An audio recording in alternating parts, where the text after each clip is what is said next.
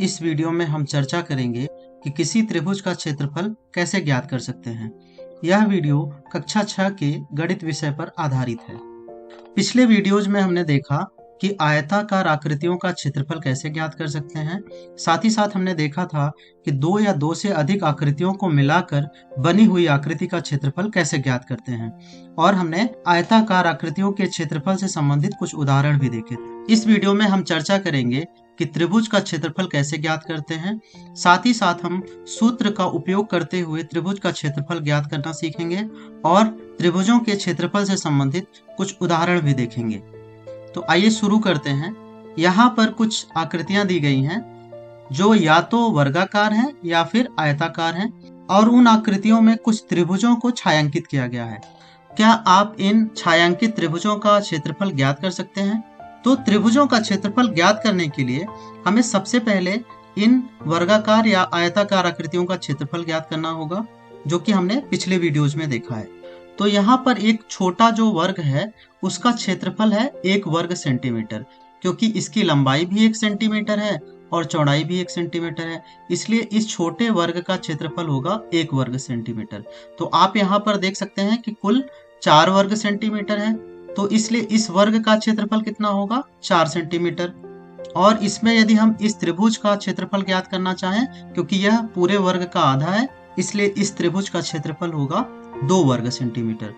इसी प्रकार से आप बाकी आकृतियों का भी क्षेत्रफल ज्ञात कर लें। तो उम्मीद है कि आपने बाकी छायांकित आकृतियों का भी क्षेत्रफल इसी तरीके से ज्ञात किया होगा। क्या आप बता सकते हैं कि इस वर्ग का क्षेत्रफल कितना होगा? बिल्कुल सही, इस वर्ग का क्षेत्रफल होगा 16 वर्ग सेंटीमीटर। यदि हम इस वर्ग को इस तरीके से आधे भाग में बांटते हैं तो नई आकृति हमें त्रिभुज प्राप्त होगी, और इस त्रिभुज का क्षेत्रफल कितना होगा? इस वर्ग का आधा होगा, जो कि 8 वर्ग सेंटीमीटर है।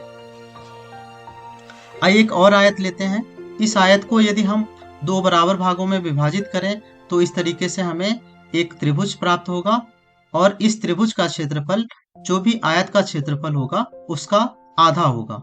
आइए अब इस आयत को दूसरी प्रकार से विभाजित करते हैं, कुछ इस तरीके से। तो इसमें हम देख सकते हैं कि यदि हम इस त्रिभुज को भी आधे भाग में विभाजित करें तो यह त्रिभुज इस भाग के बराबर होगा और यह त्रिभुज इस भाग के बराबर होगा। तो इस प्रकार से हम इस आयत को विभाजित कर सकते हैं।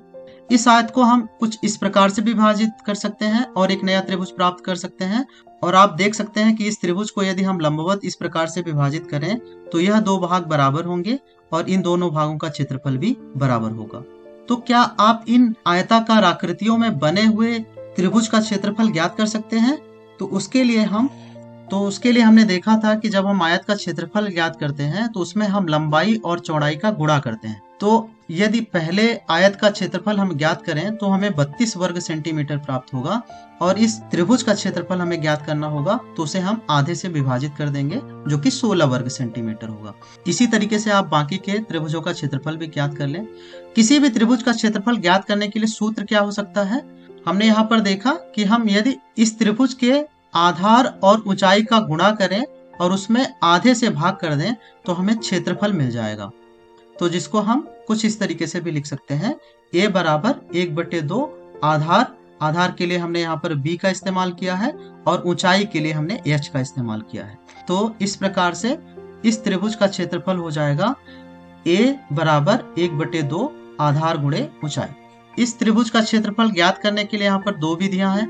पहला यह कि आप लंबाई और चौड़ाई का गुणा करके उससे 2 का भाग कर दें।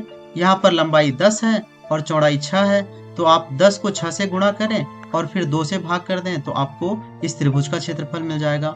या फिर आप इस त्रिभुज का जो आधार है उसको आधा कर लें और फिर उसे ऊंचाई से गुणा कर लें। तो यहाँ पर पूजा ने त्रिभुज के क्षेत्रफल का सूत्र का इस्तेमाल करते हुए इस त्रिभुज का क्षेत्रफल निकाला है। तो पूजा ने यहाँ पर 1/2 आधार गुणे ऊंचाई के लिए यहाँ पर आधार को 4 लिया है और ऊंचाई को 6 लिया है। तो इस प्रकार से उसका क्षेत्रफल आ रहा है 12 वर्ग सेंटीमीटर। तो पूजा ने यहाँ पर क्या गलती की है? क्या यहाँ पर यह 6 सेंटीमीटर ऊंचाई है? नहीं। तो हमें आधार से लंबवत ऊंचाई का उपयोग करना चाहिए।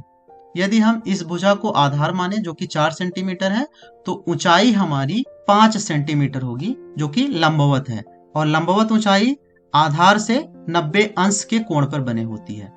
अब आप त्रिभुज का क्षेत्रफल के सूत्र का इस्तेमाल करते हुए इस त्रिभुज का क्षेत्रफल निकालें।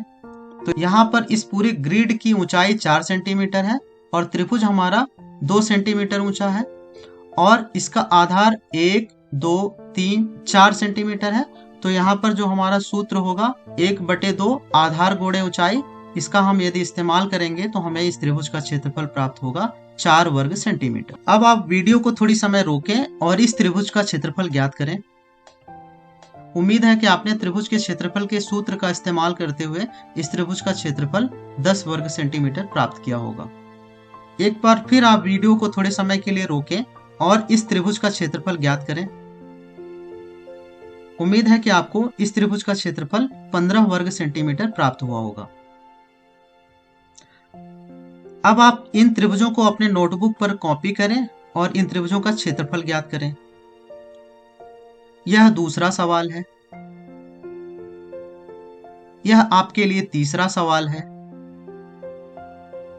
क्या आप इसी तरीके से इस त्रिभुज का भी क्षेत्रफल ज्ञात कर सकते हैं? उम्मीद है कि आपको इस त्रिभुज का क्षेत्रफल 27 वर्ग सेंटीमीटर मिला होगा। तो आज के वीडियो में हमने क्या क्या सीखा? आज हमने सीखा कि त्रिभुज का क्षेत्रफल कैसे ज्ञात कर सकते हैं, सूत्र का उपयोग करते हुए त्रिभुज का क्षेत्रफल कैसे ज्ञात कर सकते हैं, साथ ही साथ हमने त्रिभुजों के क्षेत्रफल से संबंधित कुछ उदाहरण भी देखे। इस वीडियो में इतना ही। धन्यवाद।